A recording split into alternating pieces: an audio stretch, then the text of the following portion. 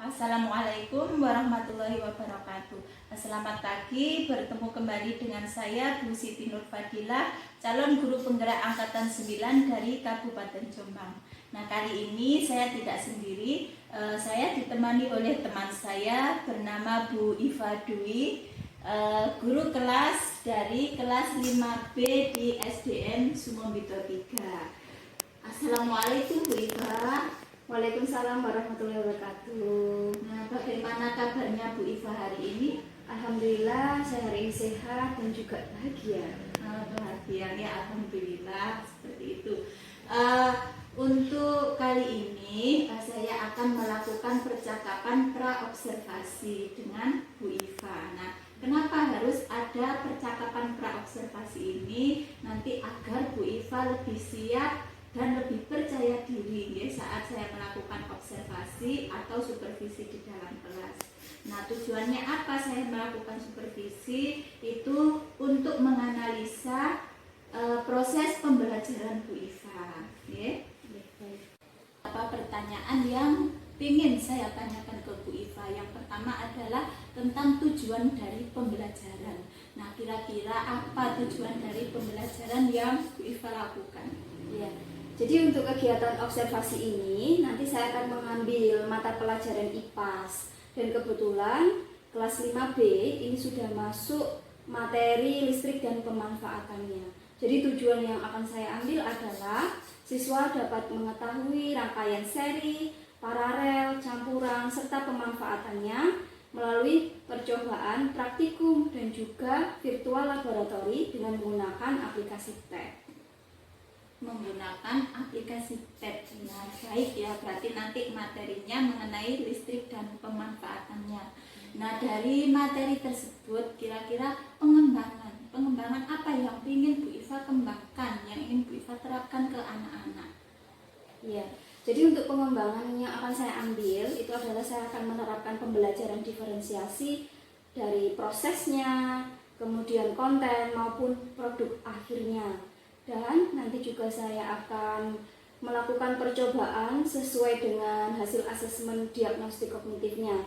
Jadi untuk kelompok kategori paham penuh nanti akan melakukan percobaan dengan membuat model 3D rangkaian listrik. Kemudian untuk yang kelompok paham sebagian atau yang belum paham nanti akan melakukan percobaan melalui virtual laboratori. Ini begitu. Bagus sekali ya idenya dari rancangan tersebut. Nah, kira-kira ini untuk langkah pembelajarannya bagaimana? Untuk langkah pembelajaran, kemudian metode yang digunakan, medianya itu apa saja, Bu? Ya. Jadi untuk model pembelajaran yang akan saya lakukan itu adalah discovery learning terbimbing, Bu. Jadi kalau di discovery learning itu berbasis penemuan, yang mana nanti anak-anak akan menemukan sendiri apa yang selama ini menjadi pertanyaan. Nah, tentang materi listrik. Nah, untuk tahapannya ada 5 tahapan atau sintaks. Yang pertama adalah stimulation dengan pemberian rangsang, kemudian tahap identifikasi masalah. Jadi nanti saya akan memberikan lembar kerja yang berisi dasar teori, hasil pengamatan, maupun soal-soal yang harus dikerjakan. Tahap selanjutnya adalah verification atau pembuktian. Nah, pembuktian jadi anak-anak melakukan percobaan secara langsung, dan yang terakhir adalah menarik kesimpulan.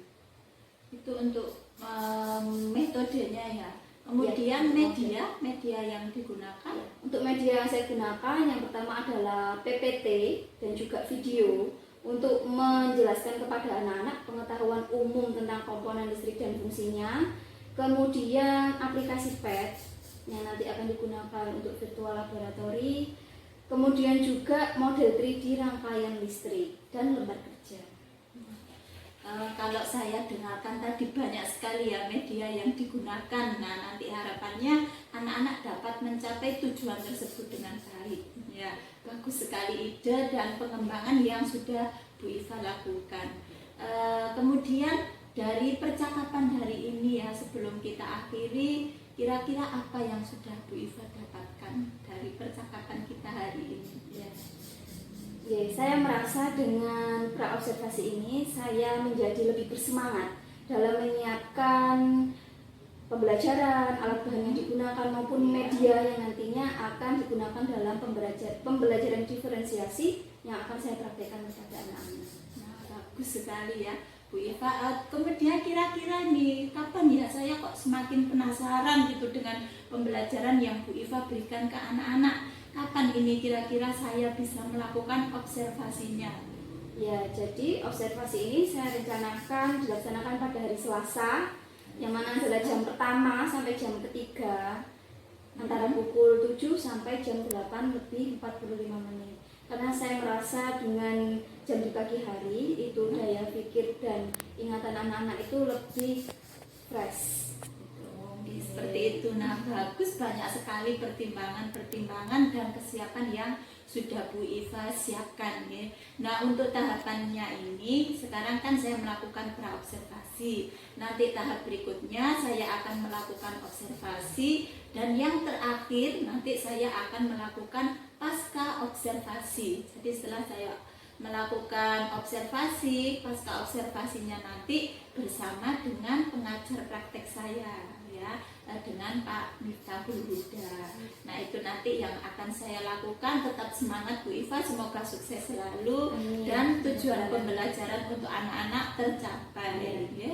Terima kasih atas waktunya dan sudah bersedia berbincang-bincang dengan saya. Jangan bosan-bosan bila suatu saat nanti kita berbagi lagi ya, berbagi pengalaman. Iya. Ya, terima kasih ya Bu Iva. Sama-sama Bu Dila, saya juga terima kasih banyak atas bimbingannya. Ya, sama-sama. Baik, itu tadi adalah hasil percakapan praobservasi saya dengan guru kelas 5 Bu Iva Dwi Permaisari. Sampai ketemu lagi di observasi kita di hari Selasa. Sampai ketemu lagi. Wassalamualaikum warahmatullahi wabarakatuh. Assalamualaikum warahmatullahi wabarakatuh. Setiap awal pembelajaran, guru selalu menyapa murid, memastikan kehadiran murid, memberikan motivasi, dan dilanjutkan dengan membaca doa sebelum belajar.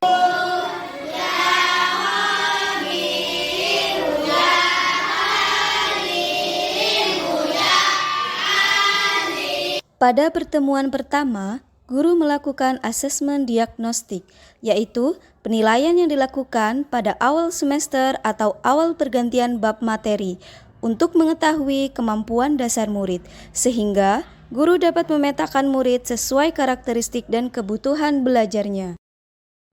Pada pertemuan kedua, guru melakukan proses pembelajaran diferensiasi dengan model Discovery Learning terbimbing. Tujuan pembelajaran kita pada hari ini adalah anak-anak mengetahui rangkaian seri, paralel, campuran, serta pemanfaatannya. Pada tahap stimulation, guru memberikan pertanyaan pemantik untuk merangsang pola pikir murid.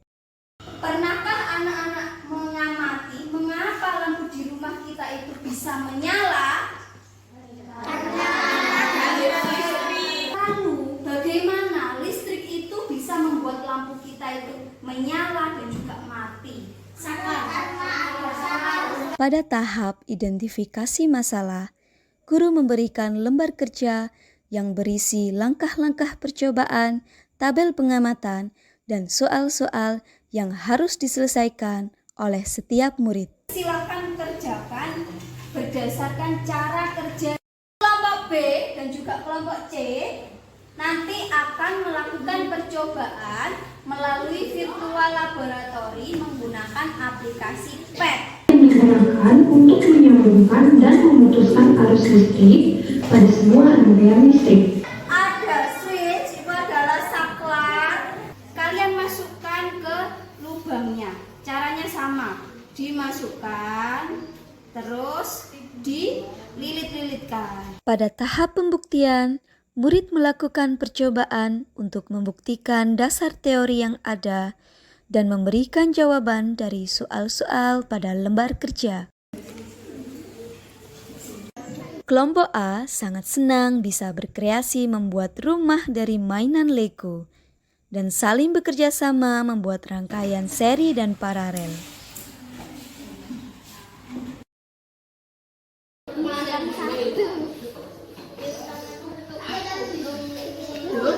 Kelompok B dan C sangat antusias melakukan percobaan virtual laboratori, yaitu laboratorium yang dikerjakan dengan menggunakan laptop.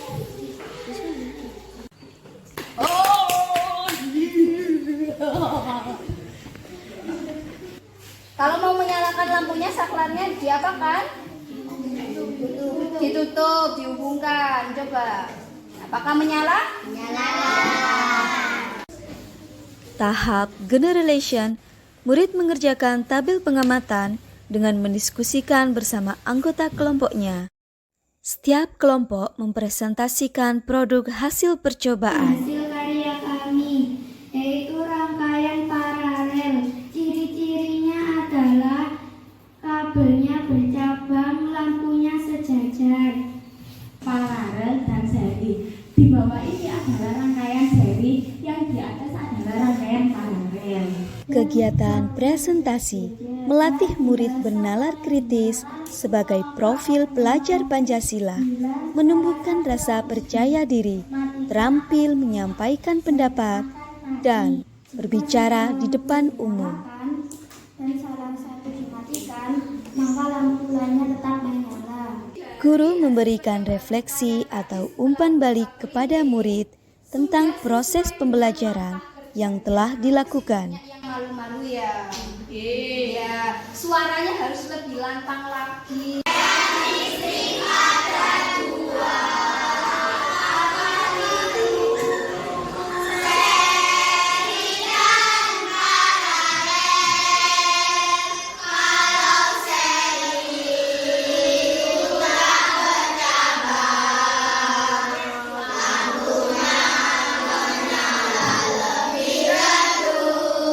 Ini namanya rangkaian apa? Seri. Kalau yang ini paralel.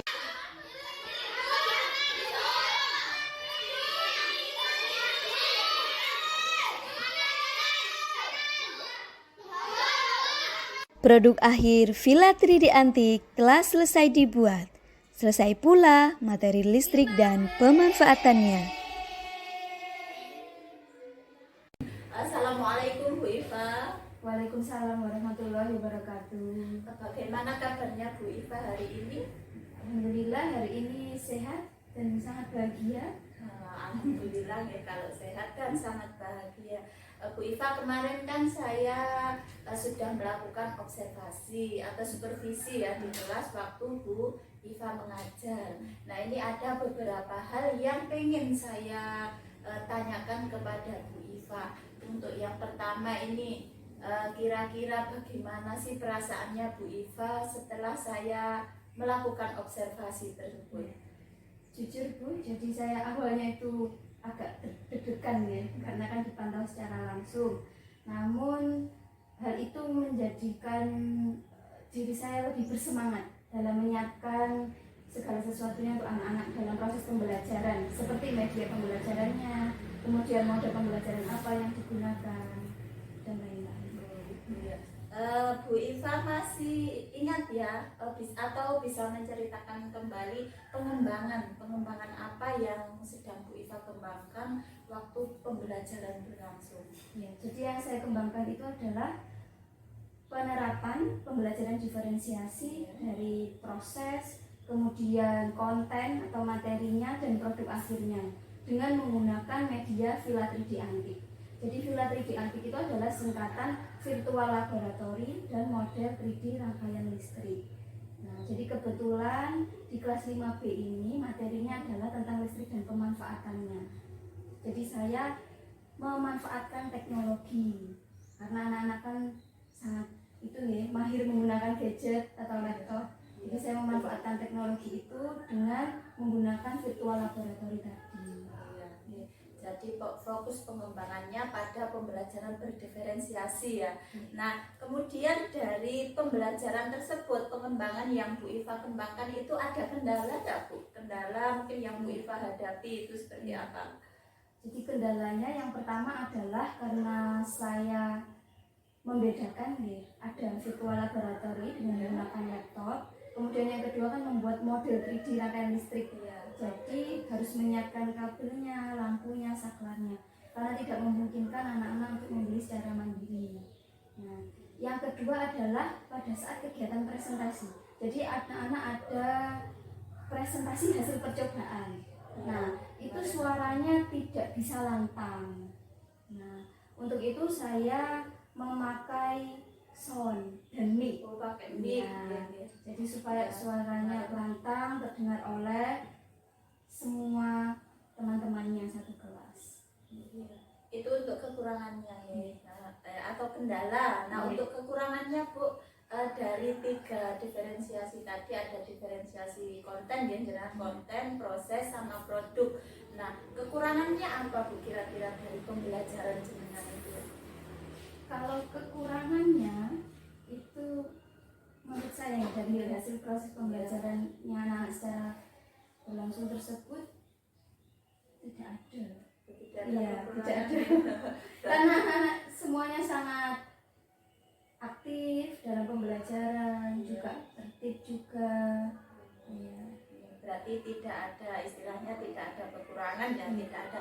Kalau kendalanya tadi kan Bu Iva melakukan beberapa sikap. Nah, ya, tadi apa saja Bu sikap yang sudah jenengan ambil ketika ada kendala tadi? Iya, jadi langsung memikirkan solusinya.